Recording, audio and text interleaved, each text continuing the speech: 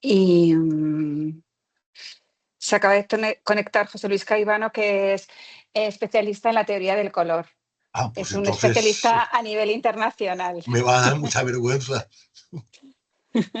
No, no.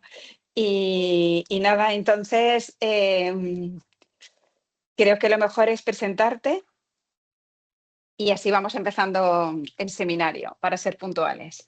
Entonces, el profesor Pérez Sánchez es profesor titular por poco tiempo, esperemos, porque tiene la plaza, se presenta a la plaza de catedrático en septiembre, porque ya tiene la acreditación por la ANECA, ante lo cual te deseamos mucha suerte. Y es un reconocido especialista en patrimonio artístico, con una trayectoria muy consolidada en el estudio tanto de artes decorativas como platería, texto litúrgico. Entonces, su investigación ha puesto de relieve la importancia de estos elementos, no solo dentro del ceremonial religioso, sino también en la cultura material, ¿no?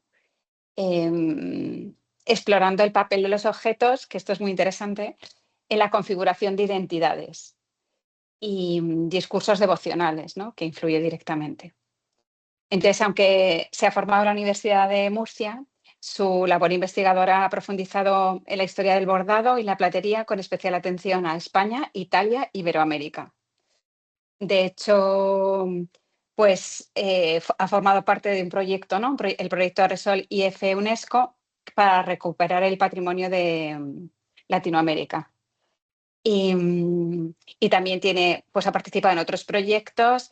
Destacó, que aunque sea a nivel regional, ¿no? El de Huellas, de la Fundación Caja Murcia, ¿no? Pues porque Murcia tiene una larga tradición artística, que me encanta que se siga explorando, ¿no? Por eso también tienes esta cátedra, ¿no? De Universitaria Francisco Salcillo, General de Galerías Comerciales, ¿no? Centrada en el arte y patrimonio del sureste español, que sería el antiguo Reino de Murcia. Y pues tiene además un centro de expertización de obras de arte de la Universidad de Murcia. Dirige un grupo de investigación consolidado, Cultura, Materia, Arte e Imagen, donde impulsa sobre todo estudios de carácter interdisciplinar.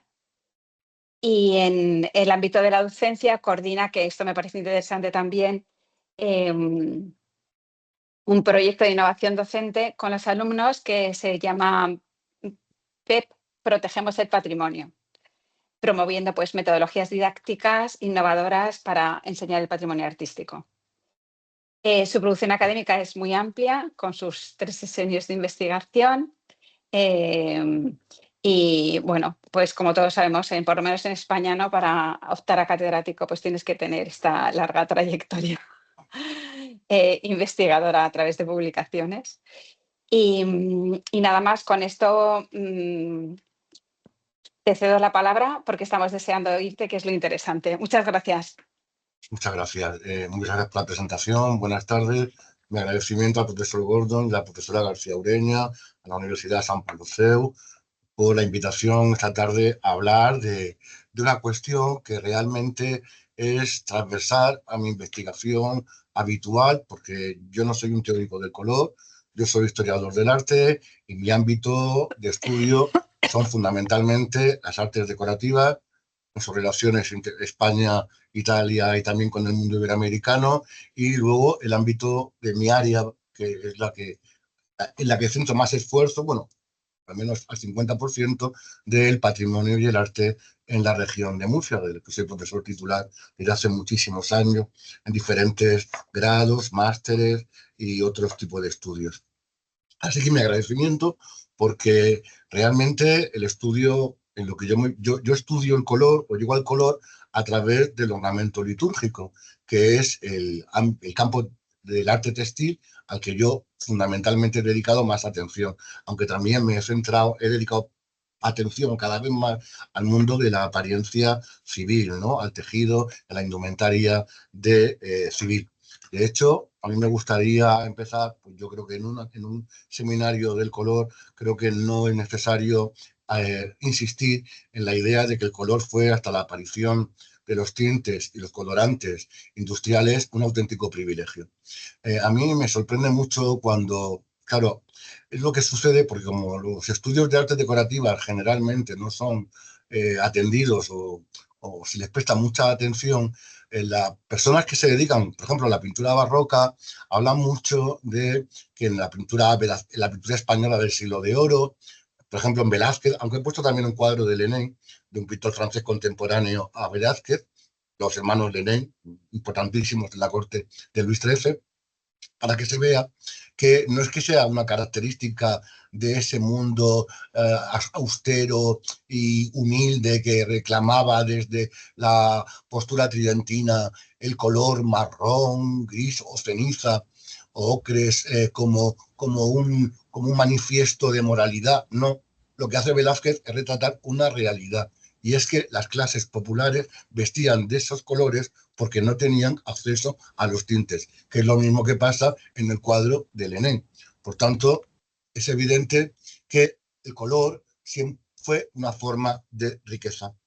Lógicamente, esa riqueza, en todos sus sentidos, se aplica a la liturgia católica, que es seguramente uno de los sistemas visuales más complejos, exquisitos y refinados de la cultura occidental, de la cual cada elemento participa de una estructura simbólica destinada a hacer perceptible el misterio cristiano mediante formas sensibles.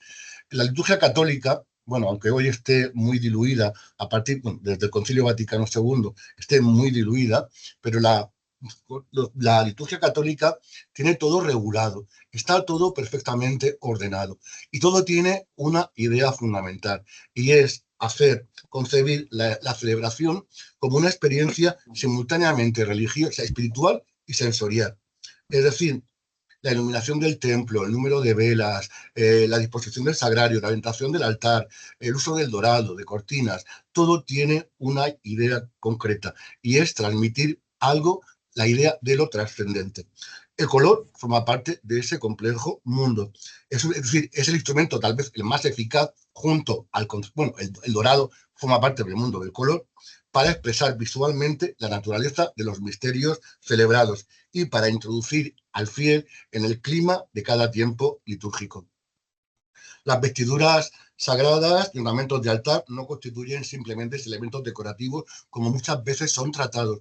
No lo olvidemos, son elementos que están bendecidos, al menos las prendas que revisten el clero, no los ornamentos complementarios del altar. Por tanto, y desde la época medieval, se comprendió perfectamente que lo invisible necesitaba manifestarse mediante signos visibles, capaces de traducir al ámbito de la percepción humana las realidades sobrenaturales. La eficacia del color reside precisamente en su capacidad para comunicar antes incluso que la palabra. El fiel penetraba en el templo e identificaba inmediatamente, mediante la visión de los ornamentos del altar y de los propios que conllevaban los celebrantes, qué tiempo, el carácter penitencial, festivo, martirial o funerario de la celebración. El color actúa así como una forma de conocimiento visual activo y efectivo que organizaban la percepción del tiempo sagrado. Sin embargo, no lo olvidemos que la sensibilidad medieval, porque es en el mundo medieval donde comienza a regularse el uso, o comienza a intentar regularse o organizarse el uso de los colores litúrgicos para tiempos determinados, veremos que esto es muy complejo y muy largo y con muchos matices. Como digo, sin embargo, la sensibilidad medieval atribuía al color una dimensión mucho más profunda que la mera función identificativa o decorativa. Frente a la percepción contemporánea de hoy, que tenemos a verlo como un fenómeno principalmente óptico o psicológico, el pensamiento medieval concebía el color como una cualidad esencial de las cosas, es decir, inseparable de su significado espiritual, algo que viene, por supuesto, de tradiciones mucho más antiguas, del mundo incluso Egipto o, por supuesto, el mundo clásico. Los colores no son simplemente accidentes visuales, participan del mismo orden de la creación y jerarquías invisibles. Esta mentalidad explica la importantísima importancia que tuvo la cromaticidad, no solo en la liturgia. Por ejemplo, lo vemos también en la heráldica, que surge también en el contexto medieval. No se puede entender un escudo sin sus colores correspondientes. En la miniatura, la indumentaria, en las distintas formas de representación del poder medieval. Por supuesto, la concepción del color en la Iglesia Católica está profundamente condicionada por una teología de la luz, heredera de tradiciones neoplatónicas y dionisianas. La luz era entendida como manifestación visible de la divinidad, como tal como se refleja, por ejemplo, en el Vaticano. Dios está presente ahí y se materializa a través de esa gran vidriera que centra el baldaquí por detrás de la cátedra de San Pedro. Esta sensibilidad explica el protagonismo de superficies doradas, sedas irisadas, bordados metálicos y piedras preciosas dentro de la cultura visual cristiana. La liturgia no aspira solamente a ornamentar el espacio sagrado, pretende transformarlo en una anticipación sensible de la Jerusalén celestial mediante una compleja articulación de luminosidad, materia y cromatismo. Cada color va adquiriendo así una densidad espiritual elaborada a lo largo de siglos, mediante asociaciones bíblicas, teológicas, tradiciones simbólicas, progresivamente sedimentadas en la sensibilidad cristiana. El color, el blanco, el rojo, el fuego del Espíritu Santo, el verde, la esperanza, el negro, morado, penitencia, el negro, luto y dolor, la gravedad del pecado, el duelo. Es decir, un lenguaje auténticamente espiritual que todavía hoy sigue vigente, aunque con ligeros cambios. La propia incorporación del color rosa en el siglo XVIII, por ejemplo, a la liturgia, vinculado a la festividad de la rosa que instituyen los pontífices romanos. Bien, como digo, es una auténtica gramática cromática destinada a ordenar visualmente el año cristiano, tal como reconoce la ordenación general del misal romano, ¿no? No es un mero capricho. Todo tiene una eficacia y una utilidad. Por eso vemos los cambios cromáticos de Adviento, Navidad, Cuaresma, Pascua, Pentecostés, Corpus, que no solamente son oraciones, diferentes oraciones, lecturas o ceremonias, también adquieren una identidad visual propia. Es decir, que hacía perfectamente reconocible al fiel en qué momento concreto se encontraba. La configuración de este proceso de ordenación del color litúrgico es un proceso muy largo, como he dicho, gradual y profundamente condicionada por la propia evolución de la liturgia occidental. Porque hay que dejar claro que hay un momento, como ustedes saben bien, que esos dos mundos, Oriente y Occidente, quedan completamente distanciados. La codificación cromática de la Iglesia latina se desarrolló mediante la superposición, que es la que vemos ahí, aunque en la actualidad, como saben ustedes, el negro no se usa. Es fruto de superposición de tradiciones bíblicas, usos locales, interpretaciones simbólicas y prácticas ceremoniales que fueron consolidándose progresivamente a lo largo de la Edad Media. Concretamente, es importante señalar que los primeros intentos de regulación coinciden con los siglos XII y XIII. Yo creo que tiene mucho que ver con las cruzadas, concretamente con la cruzada cátara, que tiene lugar en el siglo XIII, porque evidentemente unificar la liturgia también es unificar la Iglesia y, y evitar posibles desviaciones o diferenciaciones que podían llevar consigo diferentes interpretaciones diferentes a las que se hacían desde Roma. Por eso, las raíces más remotas, evidentemente, la indumentaria litúrgica, hay que encontrarla en la Biblia, en el Éxodo, cuando Dios da las indicaciones de cómo tiene que ser la indumentaria del sacerdote. Y es muy importante porque tiene que ver con lo que luego más tarde voy a hablar, que es la incorporación del azul. No lo olvidemos, el mundo estético judío, y más en este momento, acaban de salir de Egipto. El mundo Israel, el actual Israel, el Oriente Próximo, formó parte del imperio egipcio durante siglos. Por tanto, la estética que reciben y el azul en el mundo egipcio a través del lápiz lazuli, que luego veremos, es importantísimo. Por eso el azul está ya presente en la indumentaria del sacerdote descrito en el Éxodo. El cristianismo primitivo heredó esta valoración de la riqueza material y del esplendor ceremonial, aunque durante siglos no se reguló nada acerca de las vestiduras sagradas. Lo que conservamos en mosaicos, fundamentalmente miniaturas paleocristianas, evidencian que había una libertad cromática y sobre todo que hubo cierta preferencia hacia el blanco. Pero es lógico, porque las prendas, las túnicas y muchas de las prendas de la élite romana alto imperial estaban elaboradas con lino y por tanto la iglesia o el clero asumió esa indumentaria de élite, porque de hecho la propia terminología como la dalmática es una prenda propia del mundo romano de los siglos III y IV de la nobleza. ¿Mm? O la capa pluvial, es llamada así porque es una capa que usaban los nobles cuando llovía o para abrigarse sobre todo en las salidas, en los viajes. De hecho, la capa pluvial sigue siendo la prenda que usa el sacerdote, por ejemplo, en las procesiones. Por tanto, el concepto itinerario todavía se mantiene dentro del uso de esa prenda litúrgica. Por eso, también vemos otro tipo de colores. Vemos obispos, diáconos y ministros que muestran túnica amarilla, púrpura, evidentemente la púrpura imperial, el murex, pensar que procede del tinte de la concha murex, blanca, rojiza, sin obedecer todavía a un sistema plenamente codificado. La documentación de los siglos IV y V confirma la existencia de un extraordinario mundo textil cromático en el culto cristiano. Se mencionan vestidos espléndidos, eso es la idea, la riqueza. Eso sí, esa fue una idea fundamental, la idea de la magnificencia del sacerdote que está celebrando. Pero la denominada, por ejemplo, tenemos algunos ejemplos de que hay intentos, pequeños intentos de codificar, como por ejemplo la Carta Cornutiana del año 471, es un testimonio de un intento de unificar, de regular el uso. Pero sobre todo, no obstante, hay que decir que no fue el blanco el único color que se utilizó.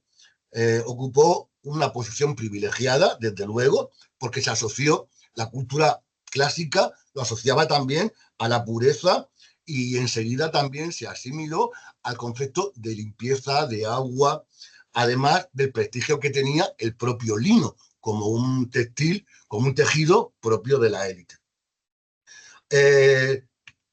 No obstante, porque por ejemplo aquí podemos ver, claro, puede ser una misa de difuntos, pero no sabemos aquí qué domina, el negro o el oro. Pero realmente es un mundo todavía muy amplio, muy diverso y donde las tradiciones de cada territorio están todavía muy marcadas.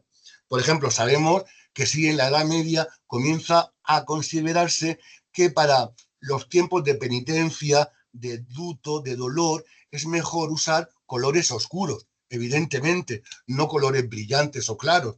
Es decir, comienza como a separarse el mundo de la luz y el mundo un poco más de la penumbra, del dolor y del duelo. El periodo carolingio es decisivo. Por ejemplo, el inventario de la Gran Abadía de San Riquier habla de casullas negras, amarillas, azules, rojas y púrpuras. Y especial, por ejemplo, en el mundo irlandés sabemos que había, donde hay textos que nos dicen que las casullas eran de 8 colores distintos: oro, azul, blanco, verde, bruno, rojo, negro y púrpura, porque todos ellos eran misterios y figuras. Es decir, cada color en cada territorio se le fue considerando bajo una significación espiritual propia y no como una simple cuestión ornamental. La ausencia de normativas de verdad que fueran válidas para todo el orbe occidental no se manifiesta hasta los siglos XII y XIII, como digo, y sobre todo la figura del Papa Inocencio III, de cuya obra De Sacro Altaris Mysterio constituye el primer gran comentario oficial acerca del primer significado de los colores litúrgicos dentro de la Iglesia romana.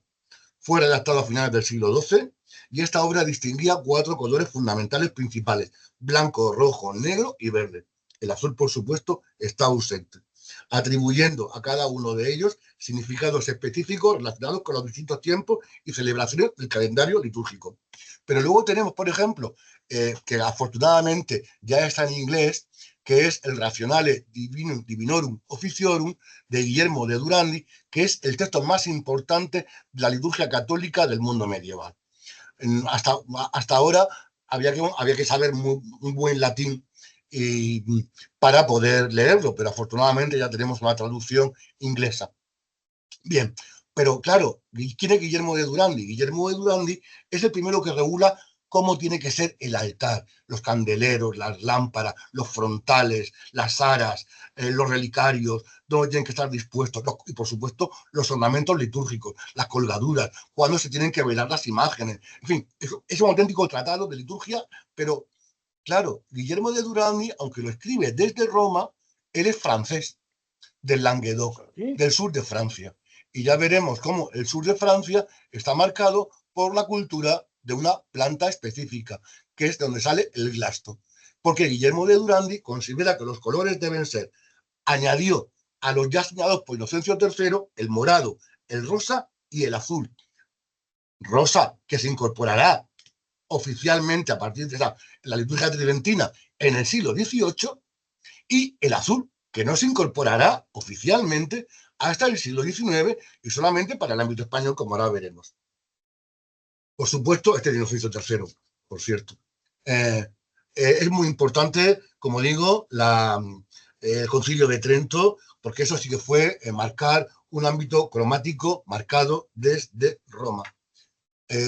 La riqueza de los ornamentos está visible en cualquier pintura donde aparezca, sobre todo en el mundo del barroco. Trento da una importancia extraordinaria al mundo del ornamento, porque a través del ornamento, del bordado, del oro, del color, incluso de su propia hechura, se tiene que materializar esa idea que antes he mencionado. Como digo, bueno, aquí es la misa de Inocencio III, la importancia que tienen los textiles, sobre todo el hecho de, por ejemplo, de ir creando conjuntos textiles unitarios, uniformes. Esto surge a partir de Trento. Es lo que llamamos todo un conjunto de ceremonial, lo que luego llamaremos también un pontifical. Aquí lo pueden ver. Esto es el terno básico, casulla, dalmáticas y capa pluvial. Es lo mínimo de un terno, pero puede hacerse mucho más complejo. Paños de púlpito, frontaleras, paños de atril, paño frontal, capas pluviales, bueno, ámitos, cíngulos, palias, hijuelas, velos de sagrario, colgaduras, todo a juego. Es decir, Trento sí configuró una uniformidad absoluta del presbiterio. El decoro, el principio de magnificencia, de riqueza, a través de la luminosidad del oro, el brillo y la plata. La materialidad del cordón en definitiva. El blanco no creo que sea necesario recordar, porque claro, todo tiene su fundamento en las Sagradas Escrituras. El blanco está claro que Dios es luz y el blanco representa la luz divina, pero también es el blanco el que se aplica a la Virgen, porque la mujer de Apocalipsis es la mujer vestida de sol. El rojo, pues desde la zarza ardiendo, es decir, cómo se manifiesta Dios a través del fuego, ¿no? Pero también es al mismo tiempo el color del Espíritu Santo. Por supuesto, Jesús habla a Moisés a través de la zarza. El bautista anuncia a Cristo como el que bautiza con fuego.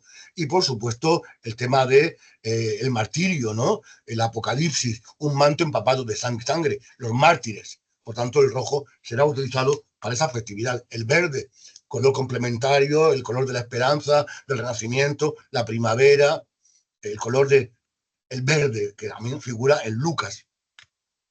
El morado, pues que en realidad es un color oscuro y simbólico de la penitencia y la humildad. Recordar, por ejemplo, que las túnicas de los cristos con la cruz a cuestas normalmente responden al color morado, pero que también el color morado se puede leer, interpretar como color de la realeza, porque no olvidemos que cuando Cristo lleva la cruz es hombre, pero al mismo tiempo es Dios, y por eso está el morado de penitencia, pero el morado también propio, heredado de la tradición imperial de la púrpura. Por supuesto, el rosado, que es un color que mitiga el morado, un temperamento de la naturaleza, es la proximidad a la alegría. Es decir, estamos próximos, estamos cerca. Sabéis que se llaman casillas de Gaudete o laetare, porque solamente se documentan, se usan esos dos domingos. Y son como es un rayo de esperanza en un mundo todavía que está expectante. Y por supuesto, el negro. Es el color de luto por excelencia, es la negación del color, ¿no? Si vamos al Génesis, al principio era oscuridad, Por tanto, el negro, evidentemente, es el color que se usa en la liturgia de difuntos. Los túmulos, bueno, en este caso, hasta los hacheros que rodean, es decir, todo lo que es el ceremonial que rodeaba a las exequias, asumía el color negro, ¿no? En este caso es a través de la madera de ébano, la madera negra, o motivos decorativos con alusiones a la muerte, pero incluso la aparición de ternos de una indumentaria específica para el Viernes Santo. Claro, Dios ha muerto, reinó la oscuridad, se hicieron las tinieblas cuando muere Dios, cuando muere Cristo, y por tanto eh, es necesario usar, era necesario usar color negro, lo que pasa que se identifican a través de los improperios, de las armas Christi. Son ternos específicos para el uso exclusivo de Viernes Santo, pero son de color negro. Las colecciones son extensísimas, en cualquier iglesia que tenga una cierta historia o antigüedad y un cierto patrimonio, encontramos colecciones, además que son la historia del textil europeo se encuentra depositada en las sacristías católicas. O sea, es decir, es impresionante. Desde conservamos tejidos, pues desde el mundo copto hasta la actualidad, claro está. Y por supuesto la visibilidad, no solamente en el templo, también en la calle. Cambiar, transformar el mundo cuando Cristo sale, por ejemplo, esto es la procesión del Corpus de Toledo, como las mangas de cruces, los revestimientos, incluso como el color se adueña el color que reina en el templo, también se adueña del exterior a través de tapices, colgaduras, reposteros, etc. Aquí llegamos al azul. Esto sí que es un mundo mucho más complejo.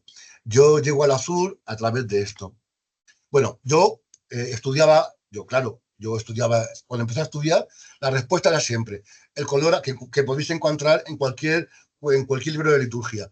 El azul es una concesión a España a partir del dogma que proclama Pío IX del dogma de la Inmaculada Concepción. Por tanto, el azul, así me lo enseñaron y así lo aprendí. Se usa a partir, y solamente para España, porque España fue la principal valedora, evidentemente, era patrona ya de la monarquía, es la defensora, pero bueno, vamos a ver. ¿Y por qué a España se le concede el privilegio del azul celeste? A España y a los países bajo su cultura. No se le da a Portugal, no se le da, por tanto, tampoco a Brasil, no se le da a Italia, a Austria, Baviera, a Alemania Católica, o Francia, o Irlanda. Y yo, esa pregunta, claro, pues no la entendía. O sea, me conformé durante un tiempo con la explicación que hacía, por ejemplo, liturgistas como Righetti, que era entonces pues, los libros que teníamos. Pero la cuestión tampoco es que se ha planteado mucho más, porque los teóricos del color, sobre todo los franceses, que son, desde mi punto de vista, los grandes especialistas, claro, el asunto del azul no les ha preocupado, porque ellos pues el azul lo tiene asumido, pero no está presente en su indumentaria litúrgica de nunca. De hecho, si nosotros vamos a Catedral de Sevilla, que es donde se gesta todo, pues vemos ese gran fresco de la proclamación de la Inmaculada y donde el azul domina. Hasta vemos al Papa con una capa azul, que seguramente no existe, porque en Roma, yo en las colecciones vaticanas no he visto jamás ningún ornamento litúrgico azul. Pero el origen de mi pregunta llega cuando yo me encuentro con piezas como estas. Cuidado, esto es un terno. De hecho, mirar, yo claro, yo leí mi tesis hace muchísimo tiempo, muchos años, muchos, y yo cuando leí la tesis, yo esta pieza la oculté. La oculté porque no podía, o sea, fue a lo mejor una trampa, pero yo no sabía qué decir, cómo justificar una pieza que yo sabía que si la ponía me iban a decir que era una pieza de a partir de 1854, pero que sin duda, por técnica y por decoración, es un textil del siglo XVIII. Sin duda. O sea, no hay otra posibilidad. De hecho, cada vez creo más, como pongo ahí, que una tela, yo sí que sé de tejido, de ligamentos, de técnicas, en fin. De hecho, vengo de una familia dedicada al mundo del textil, fábricas textiles, Para mí, un telar es algo tan común como cualquier elemento cotidiano de la casa. Entonces, de tejidos sé, y sé que este tejido, que este terno, era un terno antiguo. Y claro, yo al mismo tiempo estaba manejando documentación donde veía que había ornamentos azules. Pero es verdad que era documentación anterior a Trento. Porque Trento prohíbe expresamente el uso del azul. Es decir, Trento unifica. El misal de San Pío V es para todo el orbe católico.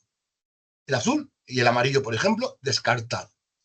Y yo decía, bueno, todavía que una ermita, pero que un convento de clarisas de la ciudad de Lorca tuviera un terno completo azul, no me podía encajar. Tenía que haber una explicación. Y yo empecé a preguntarme por qué. Y entonces, claro, empecé a preguntar, a enlazar. Eso sí, quiero que os deis cuenta de una cosa. Eh, ¿Qué domina, el azul o el oro? Hay mucho oro. Hay mucho oro para encubrir el color azul. Porque en el caso de que el obispo, durante una visita rara, porque no es normal que los visitos hicieran visitas pastorales a los conventos o monasterios, pero en el caso de que hubiera alguna reclamación, no olvidemos que los tejidos de oro y plata son válidos para sustituir al color blanco, verde, rojo y rosa. Por tanto, las monjas siempre podrían excusarse en que este ornamento, lo importante es el oro y la plata que dominan. Y por tanto, no ser, no multadas, pero no llamadas a la atención, porque es que es verdad. Incluso en los ceremoniales de cada orden religiosa, en las indicaciones a los sacristanes o sacristanas de los conventos, que es donde siempre había y donde surge realmente el mundo del azul, bueno, vienen de más antiguo. Pero siempre está regulado que el azul no. Pero así de claro, no se puede usar el azul. Que el culto a la Inmaculada, he puesto el trascoro de la Catedral de Murcia, porque es el primer gran altar monumental dedicado a la Inmaculada, patrocinado por un obispo, que es el obispo Fray Antonio de Trejo. Fray Antonio de Trejo es el delegado de Felipe III, la famosa embajada a Roma, para conseguir la declaración del dogma. Trejo fue cargado de millones a la corte pontificia, no se vino con el dogma, saben ustedes que tardó muchos siglos, tardaría hasta el 19, como acabo de decir, pero sí consiguió la fiesta propia, es decir, algo que llevaba desde muchos años fraguándose, un rezo propio. Y aquí tenemos a Felipe IV jurando defender la doctrina de la Inmaculada ya con una festividad propia para España y evidentemente para el mundo bajo su órbita. América y aquellos virreinatos que estaban bajo su jurisdicción. Este es el misal romano de San Pío V.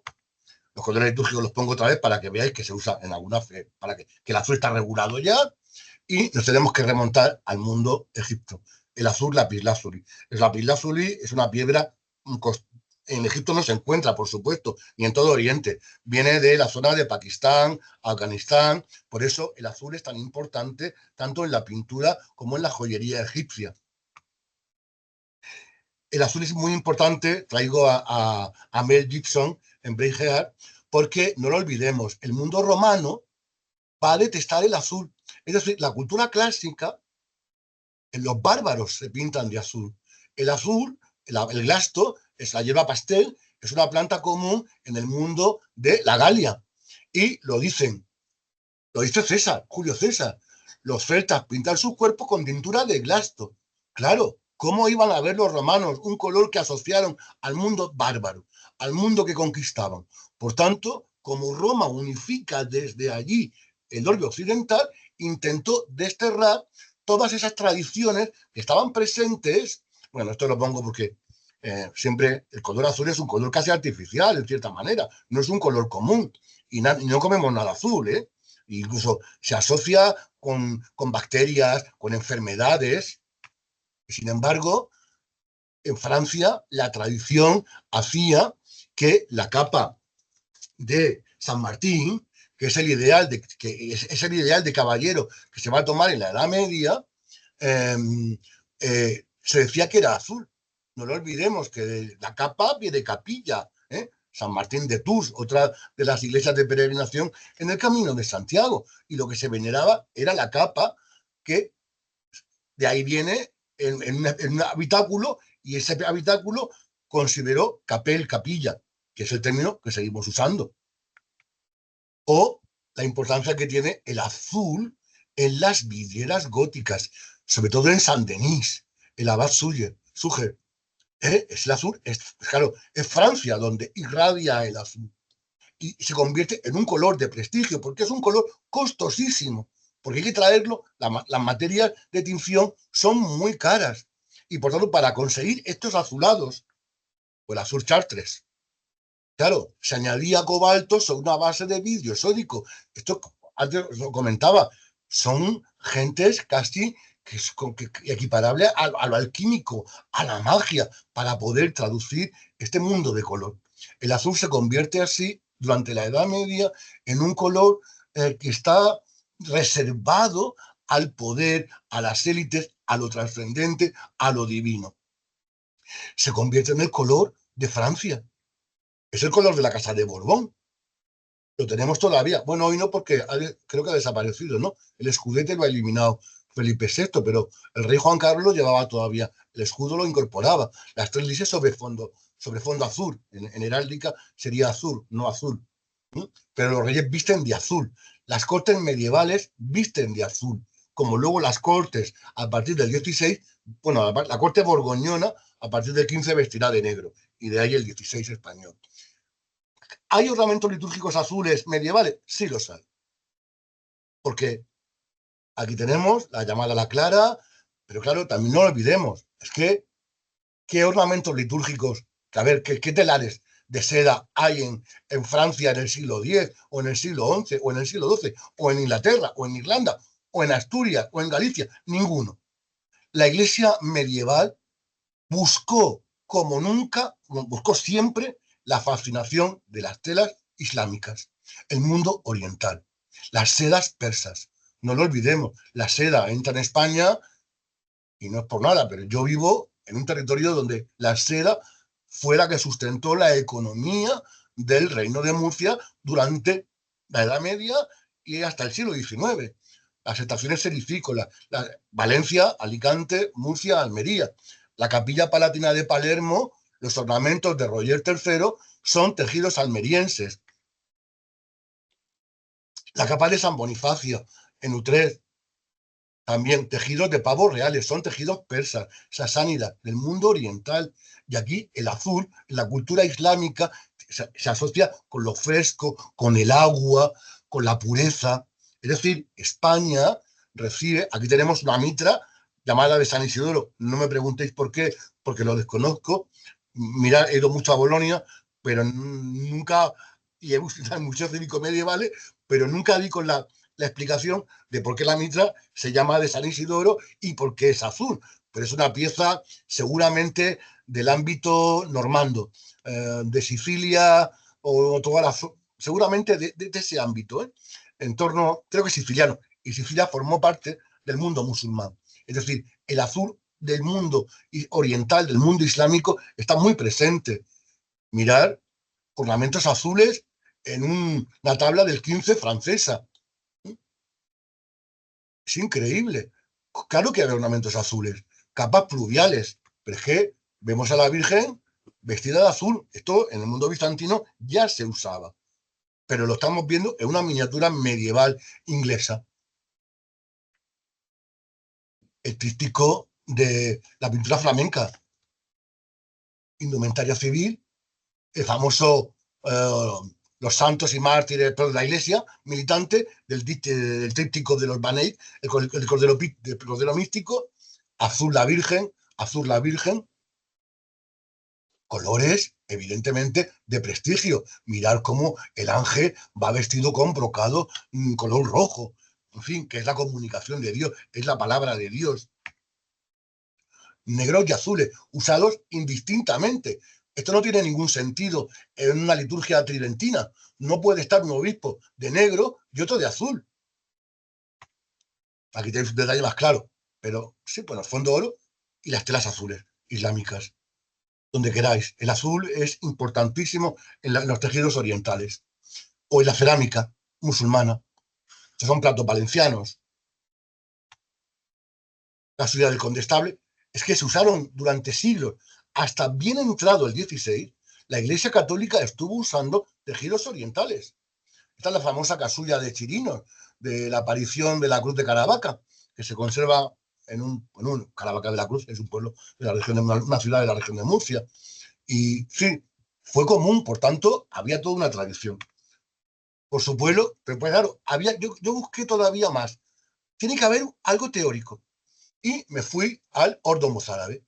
La iglesia de Toledo tenía regulado el uso del azul. Es decir, en toda la tradición mozárabe, es decir, en la liturgia propiamente hispana medieval, el azul estaba regulado su uso en la liturgia. Concretamente, creo que para las fiestas de Pentecostés. Y luego sumamos otra cosa. Un ornamento litúrgico celestial, tejido por la propia Virgen. San Ildefonso figura junto con los 4 santos de Cartagena, San Isidoro fundamentalmente, fundamental del mundo intelectual, teológico de Visigodo. San Ildefonso fue recompensado por la Virgen por su defensa de la virginidad, que fue un tratado sobre la virginidad de María. Tú fue recompensado el que la propia Virgen con los ángeles bajara para entregarle una casulla que la tradición, evidentemente geográfica, hace que la propia Virgen había tejido una pieza sin costuras, algo imposible entonces para un telar, y celeste. Así es lo que dice el cardenal Portocarrero cuando en 1616 visita la reliquia, supuesta reliquia de la casulla que se encuentra en la Catedral de Oviedo y que había sido llevada desde Toledo conforme los musulmanes iban ocupando el territorio peninsular. Bien, pues si se dan cuenta, la casulla está en azul. Por tanto, no olvidemos nunca que San Ildefonso es el patrón. Todas las cofradías de eclesiásticos, de clero regular, perdón, de clero diocesano, están bajo la titularidad de San Ildefonso. Es el eclesiástico modelo. Por tanto, sumamos la tradición oriental, la tradición de la casulla de San Ildefonso. Y tenemos una casulla antiquísima enviada desde Roma por el Gutiérrez González Doncel, la llamada del fundador, que va para una cofradía de la Purísima Concepción. Se conserva en Jaén, en la iglesia de San Ildefonso, la capilla de San Andrés. Pero claro, España llega a América y descubre el azul maya. Los mayas usan el azul porque tienen el índigo o azul ultramarino. El azul es muy costoso de encontrar, por eso se usa tan poco. Hay que ver la pintura a veces, darnos cuenta qué colores están usándose. Es decir, era el color imperial maya y por supuesto heredaron los aztecas, pero también hay azul en el mundo andino, en la cultura mochica. Es decir, España descubre un nuevo azul.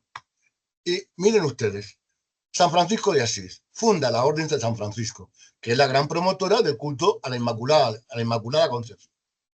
Es la patrona de la Orden. Bien, cuando San Francisco regula cómo tiene que ser el hábito sayal de los franciscanos, de la Orden, una vez que es autorizada, él piensa en el color de la pobreza. El color de la pobreza es el gris, el sayal, el no color, porque casi el gris puede ser considerado un no color. Es un color además como incluso los sayales antiguos, más antiguos franciscanos que se conservan, son como hechos de fragmentos para dar idea de auténtica humildad. Por eso cuando vemos el sayal marrón en esculturas o en pinturas de San Francisco, deben pensar que eso está retocado en el siglo XIX, porque es el marrón, tal como lo entendemos, es el que se impone en la orden una vez que es restaurada. Por ejemplo, en España. España es la gran impulsora de la orden franciscana. Entonces, esta escultura, por ejemplo, que es del 17, final del 17, está retocada en su policromía. La original no sería así, sería gris, como estamos viendo aquí. Estas son de Alonso Cano. Y son grises. Pero claro, nos encontramos con esto. La orden franciscana es muy flexible y les da mucha capacidad de adaptación a sus miembros. Vamos a ver cómo llegaban los sayales, que tendrían uno, después de 2 o 3 meses de travesía, a América, la misión, la evangelización, las selvas, los pueblos, los itinerantes, pues evidentemente, y vieron que para integrarse mejor con la población, vieron que los mayas recurrían al azul. ¿Y qué hicieron ellos?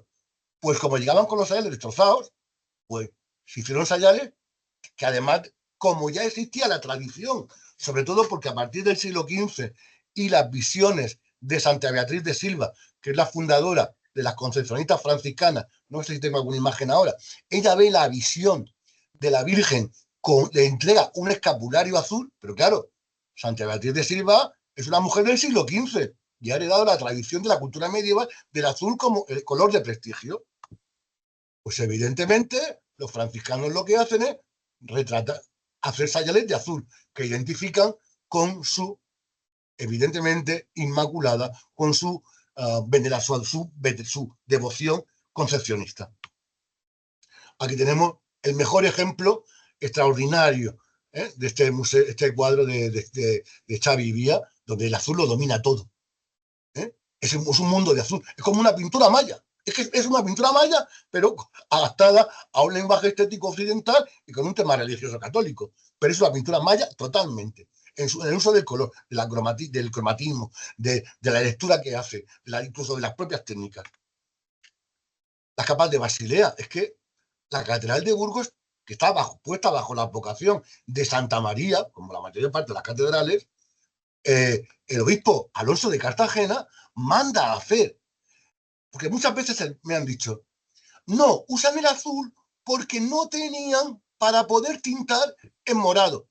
No es verdad. Que Alonso de Cartagena y la Catedral de Burgos en el siglo XV encargaran en Basilea unas capas, un conjunto de 42 capas pluviales, porque eran en torno a 30, porque esto son piezas valiosísimas. Hay algunas en el Victorian Albert, en colecciones particulares. Desde el 19, el Cabildo de la Catedral de Burgos está vendiendo estas capas a anticuarios y coleccionistas. ¿Cómo Alonso de Cartagena, obispo de Burgos, en el siglo XV, la ciudad, una de las ciudades más ricas junto con Toledo de España, no va a tener capacidad para comprarse 40 capas del color que le dé la gana? Puede pagar lo que quiera. Encarga azul porque son las capas que se van a usar en la procesión de la Virgen.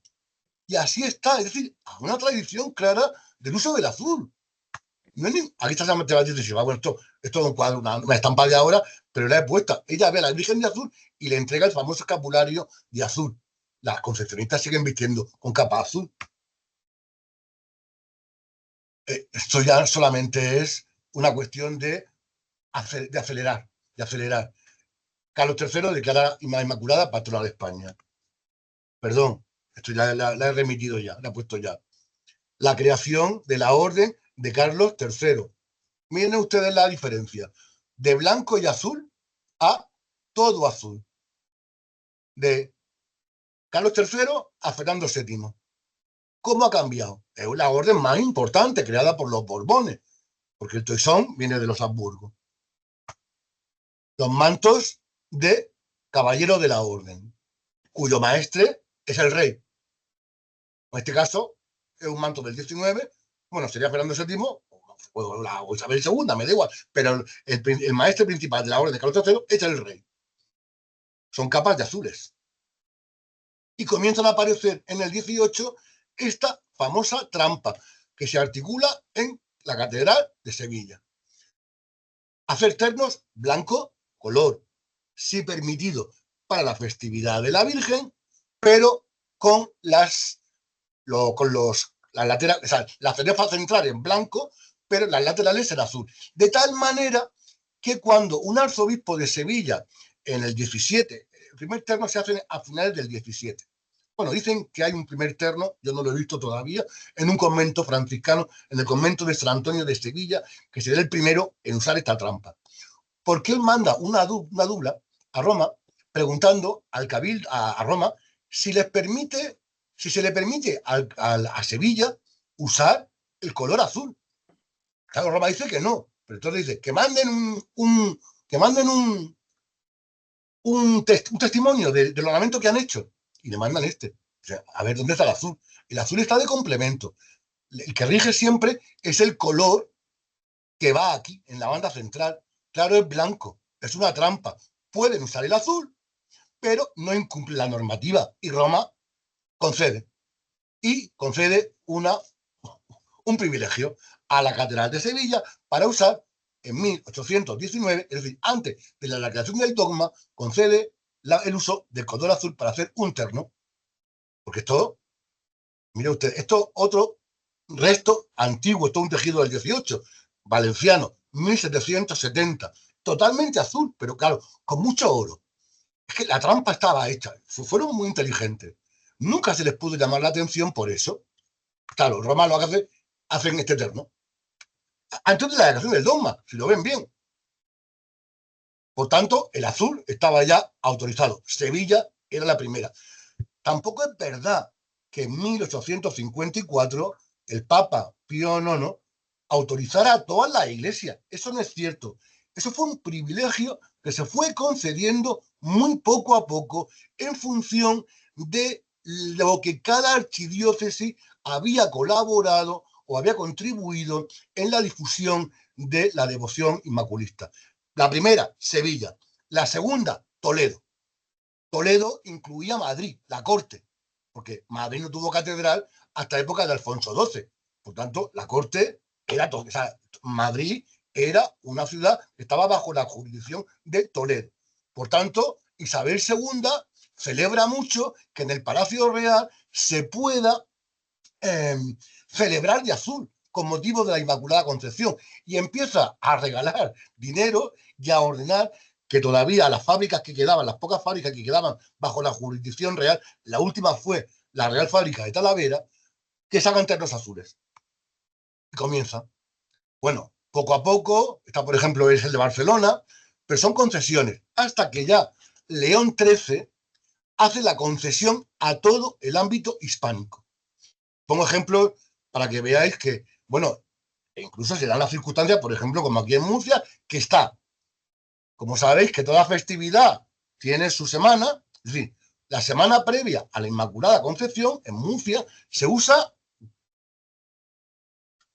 esta. Y para la festividad se usa otro. Es decir, hasta el punto de las iglesias del 19, es decir, comenzaron ya, pero esos precedentes estaban ahí. Esta también es de Barcelona, en fin, que lo que sí me gustaría ir, y no quiero cansaros más, hay muchas tonalidades de azul. Es que no solamente está el azul celeste, pues depende, hay azules más intensos, menos intensos, eso depende ya del capricho, el gusto, la fabricación, en fin, de muchos elementos. Por tanto, estos son, por ejemplo, de San Francisco de Lima, diferentes sitios, de Chiclana, todos son ya del 19. Ornamentados con bordado, con más oro, con menos oro, pero evidentemente ya en un mundo donde estaba regulado perfectamente el azul. Esto de San Zamora, en fin, paños pluviales, capa pluvial, en Garín, Valencia. En definitiva, el azul creo que es un elemento identitario, un color que se ha fundamentado, que ha tenido una gran presencia en muchos ámbitos, pero que realmente forjó una identidad propia en España, que se identifica con una devoción que superó con mucho el fervor de cualquier otra. Recuerden que cualquier autoridad noble, bueno, cualquier universitario, una vez culminado su estudio en España, en Alcalá, en Granada, en Sevilla, en Salamanca, juraba defender el dogma de la Inmaculada Concepción. Hoy sigue siendo el color de la Facultad de Humanidades. Cuando se gradúan o cuando hacemos mi traje académico es azul celeste. Nuestros alumnos llevan la beca azul celeste. Quiero decir, no es un color caprichoso, sino que tiene unos fundamentos muy arraigados donde influyen en realidad la historia, la cultura, la técnica y, por supuesto, una devoción particular que hizo, pues, como un elemento identitario a España y a los países que quedaron en la órbita de su cultura. Por tanto, yo he visto, por desgracia, tirar ternos casullas y ternos azules Yo he tenido aquí en el despacho incluso, muchas veces pues me traían para que yo pudiera guardarlos o repartirlos, porque en muchas iglesias ya no se utilizan.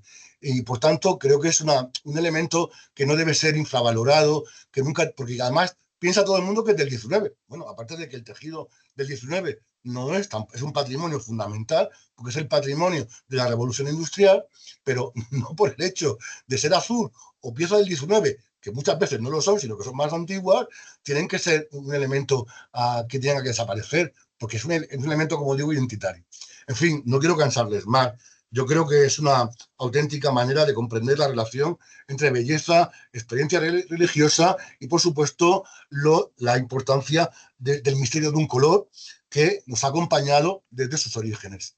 En fin, muchísimas gracias y me pongo a su disposición para cualquier cuestión o pregunta que ustedes consideren oportuna. Muchas gracias. Realmente hemos hecho un recorrido maravilloso desde los principios, diríamos, del color en la cultura hasta la actualidad y cómo va construyendo la identidad. Me ha parecido muy interesante. Muchísimas gracias, de verdad. Y Gracias, también muy por amable. las imágenes, bueno, que esa combinación de palabra e imagen que completa totalmente. Y hemos visto obras de arte que si no, pues para los que no estamos metidos en este mundo, Claro. pues resultan totalmente desconocidas. No sé si entre los asistentes hay alguna pregunta, algo que queráis comentar. Como adelante, Verónica. Bueno, le agradezco mucho, Manuel, todo lo que nos ha enseñado y lo que nos ha aportado, que me ha parecido muy, muy, muy interesante. Quería solamente preguntar si había alguna vinculación entre todo esto que hemos dicho también del culto a la Inmaculada con la bandera de la Unión Europea, que es azul con esas 12 estrellas doradas, si hay algo, no sé, si hay alguna Mm, explicación en... me limito a lo que he leído de Pastoral. Pastoral considera que el azul es, claro, que es francés, que es el símbolo, es el color de la civilización occidental. Eh, y posiblemente sea así. Yo no lo discuto porque ya he dicho que yo no soy teórico de color. No, no tiene nada que ver. Bandera Unión Europea y, y Inmaculada Concepción, por supuesto. No, no, no, no, nada. No creo que no, nada. Pero sí que es el color de Francia. Y, y creo que es un color que representa para, para muchos la libertad, el cielo, el mar, lo infinito. eh, creo que es un color, tal vez se dio razón, que es el color de Occidente, pero deberíamos planteárnoslo. Creo que sí. Yo hago siempre una encuesta a mis alumnos en artes decorativas. Les digo, ¿qué color no tenéis en vuestro armario? Nadie dice nunca jamás el azul. Todo el mundo tenemos algo azul. Quiero decir, es un color que no genera inconveniencia, que no genera disputa, que no genera controversia, a pesar de toda la que tuvo. Es curioso, a pesar de ser un color que la Iglesia Católica rechazó siempre, hasta el siglo XIX. Bueno, hoy, a partir del Vaticano II, puede usar lo que te dé la gana, claro, para decir la misa, porque, bueno, afortunadamente, en muchos sitios se está cuidando otra vez, desde hace unas décadas ya, otra vez el culto y la liturgia, y se intenta traducir un poco la visualidad del momento a través del uso de los ornamentos correspondientes. Pero yo he visto hacer misas de cualquier color o sin color, sin siquiera. Pero no te puedo decir Gracias. más. Muchas gracias, profesor Manuel. He visto varias manos levantadas. Me parece que Manuela ha sido la siguiente. Pues si no le damos, estoy viendo a José Luis, la mano alzada, te damos la palabra. Sí, bueno, muchas gracias. Bueno, felicitaciones, Manuel, porque la verdad me sorprendió la erudición y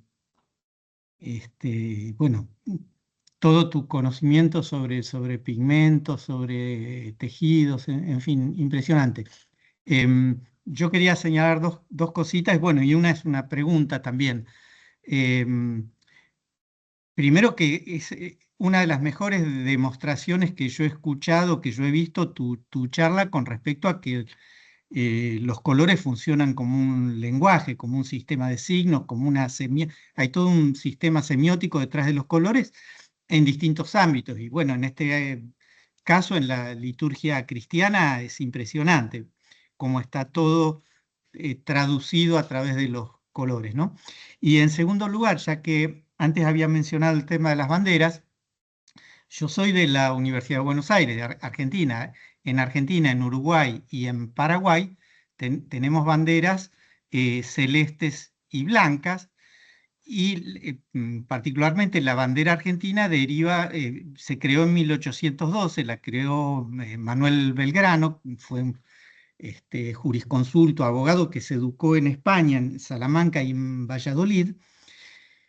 Y muchas veces se discute, bueno, ¿por qué celeste y blanca? Y algunos dicen, bueno, porque se inspiró en los colores del cielo y bla, bla, bla. No, Belgrano era un devoto de la Virgen María. Y por otra parte, esto fue en 1812, ya estaban en plena guerra de la independencia, la revolución, pero no se sabía qué iba a pasar con Fernando VII, en España. Por la duda que volviera al trono, se pensó, y es una de las hipótesis más plausibles, bueno, usemos unos colores que no ofendan, que digan, bueno, queremos independizarnos, pero eh, no queremos ser enemigos ¿no? de los Borbones y de la monarquía española. Entonces, bueno, estos colores vienen bien. No sé bueno, la pregunta es si vos estás de acuerdo con Me esto, o parece qué interesantísimo. Y de información hecho, sabías. no había caído, pero ahora que lo has dicho, me parece fundamental. Creo que está claro que tomaron, claro, es que en América la devoción inmaculista es tan fuerte como puede ser en España, si es que es lo mismo.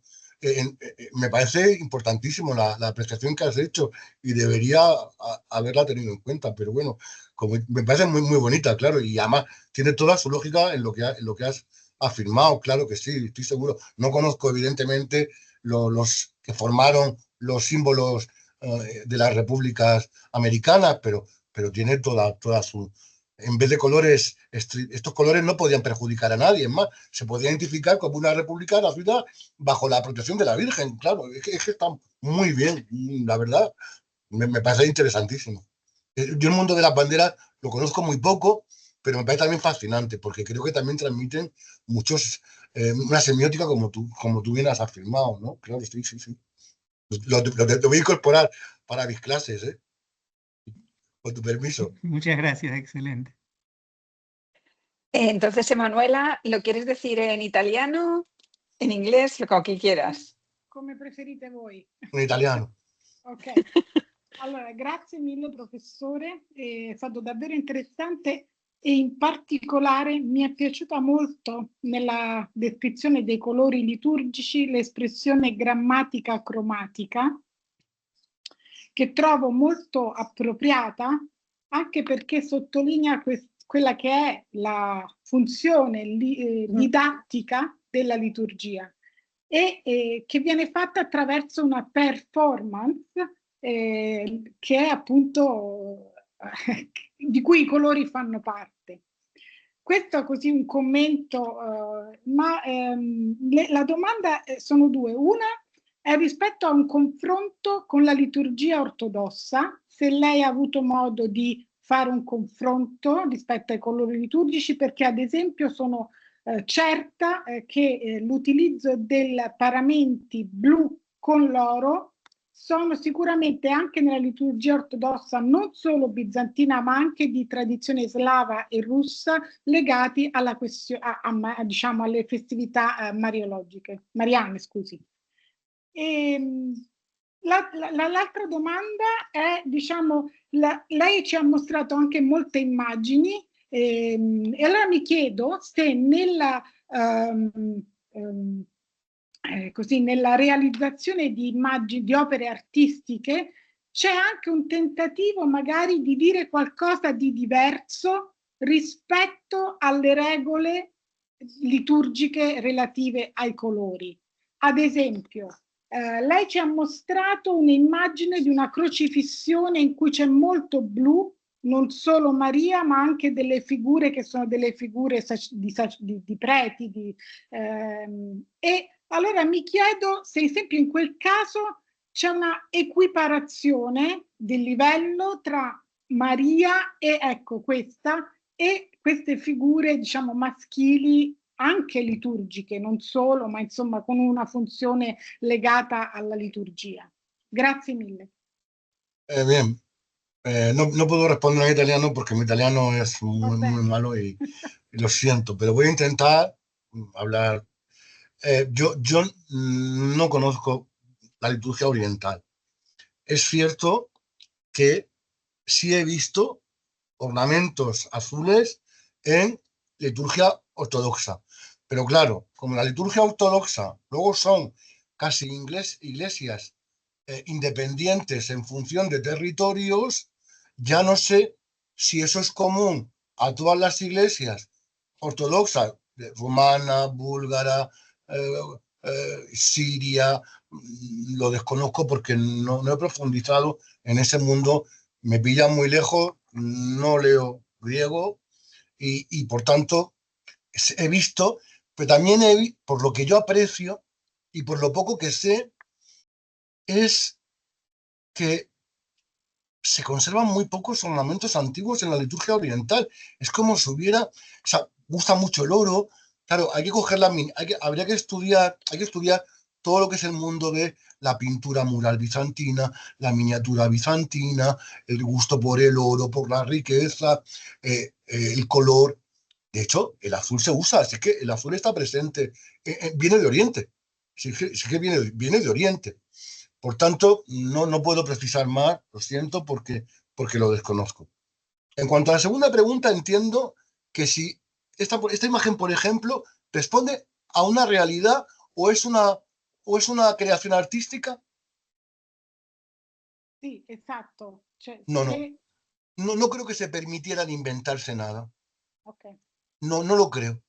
No lo creo porque estarían alterando, es decir, de hecho, la casulla de San Ildefonso azul solamente, o sea, las imposiciones de la casulla a San Ildefonso es una iconografía que está por toda España, porque es el emblema de la iglesia de Toledo, y más a este año que estamos celebrando el centenario de la Catedral Primada.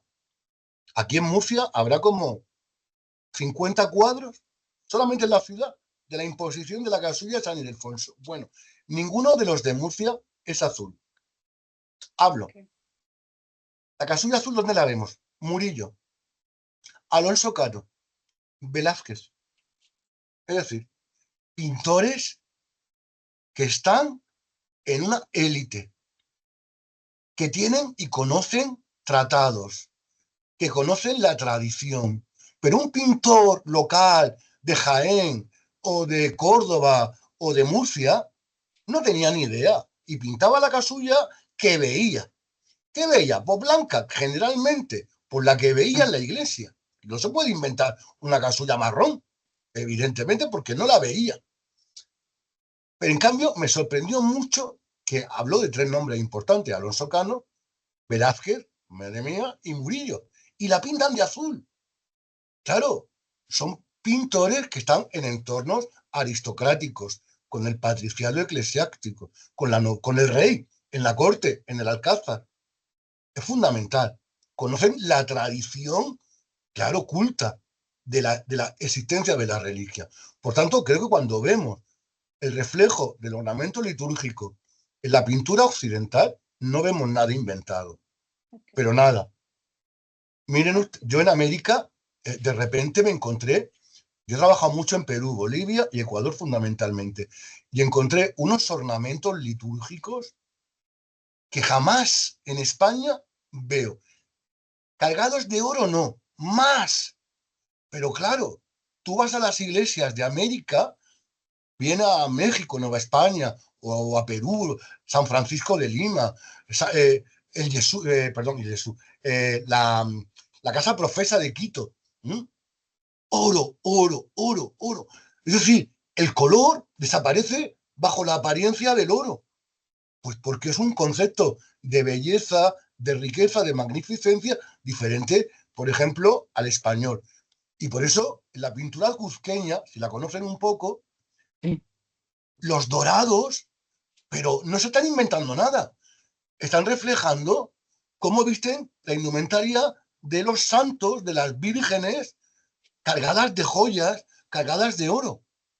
No están inventándose nada. Están reflejando en la pintura lo que están viendo en las iglesias de verdad. Por eso lo cuzqueño a veces cansa de la profusión de oro que hay. Pero es así. Es que cuando uno va y ve los interiores, son fastuosos. Por eso creo que no hay invención. Pero nunca creo que la liturgia se refleja tal como la estamos viendo. No se inventan nada. No hubiera sido admitido. No hubiera sido considerado. Eso es un retablo. Es para rezar. ¿Cómo se van a inventar un obispo que realmente ellos no hayan visto de azul? Está usándose el azul, porque esto es una cosa, es un retablo de San Denis. Y hemos dicho que San Denis está asociado, es uno de los grandes santos franceses. Sí, la propia abadía de San Denis. Es que el azul lo domina todo, es el color de Francia. Por lo tanto, pienso que sí. De hecho, hasta el propio Dios va a vestir Dios está en azul.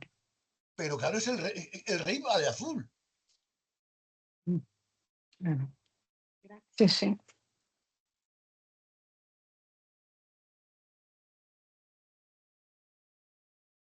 No sé si he ¿Lo ha contestado. apagado? ¿Se ha apagado? No, he apagado yo mi micrófono queriéndolo abrir. No sé si hay alguna pregunta más. ¿Que queráis hacer? Bueno, pues si no hay ninguna... Yo me quedo con la pregunta, sobre el arte mozárabe, ¿no? O la liturgia mozárabe. Sí. Manuel, que quizá también la presencia del azul es por esa relación, ¿no? Claro, yo también lo tengo, que hay una O sea, que teoría. no es solo la liturgia mozárabe en sí misma, sino que la liturgia mozárabe tiene un origen, Claro. ese entrecruce cultural, y que eso se manifiesta también en que cogen el color azul, ¿no? Sí, totalmente. Sí, así lo pienso. Pero claro, yo necesitaba encontrar el texto, la escritura que dijera, se usa el azul en la liturgia mozárabe. No solamente quedarme en evidencias materiales, sino también en lo teórico, en el ordenamiento. Y claro, al encontrar el orden mozárabe, que por supuesto está traducido, y el uso del azul, pues claro, ya me encajó todo. Es que Hernán Cortés llevaba casullas azules en el Palacio de Cuernavaca, en el oratorio eran casullas azules. Es que son tantas, hay tanto sedimento de tantos sitios que creo que sí, que por supuesto hay una tradición muy, muy importante. Y el mundo islámico es fundamental. Sí, efectivamente. Pues si no hay ninguna pregunta más, creo que, bueno, agradecerte la respuesta a las preguntas, la intervención, bueno, el agradecer que te has podido recuperar y podernos hacer impartir el seminario. Y te deseamos pues muchísima suerte para tu cátedra, y que la próxima vez que nos podamos encontrar contigo, pues ya podamos decir que eres catedrático. Gracias, muy amable.